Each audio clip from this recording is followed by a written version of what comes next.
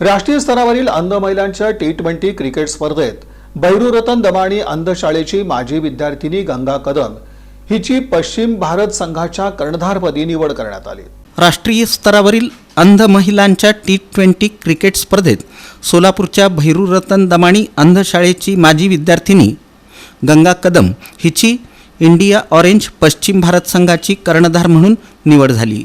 या स्पर्धेत भारताच्या चारही विभागाचे संघ सहभागी होते।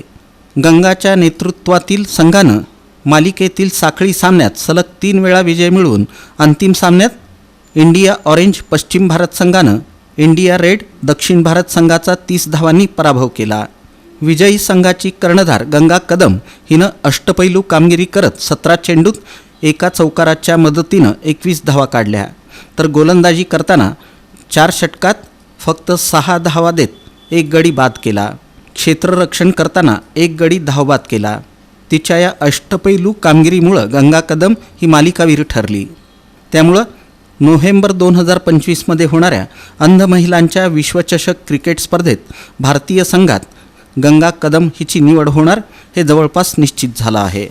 हे सामने मंगळुरू येथील ओव्हर मैदानावर एनटीटी डाटा कंपनी आणि cricket association for the blind in India यांच्या वतीनं आयोजित करण्यात आले होते। गंगा कदम हिला उद्योजक राजेश दमाणी, दमाणी अंधशाळेचे सचिव संतोष भंडारी, मुख्याध्यापक प्रकाश दर्शनाळे, प्रशिक्षक राजू शेळके यांचं मार्गदर्शन लाभलं। सध्या ती इलिजियम क्लब दमाणी नगर इथं सराव करते।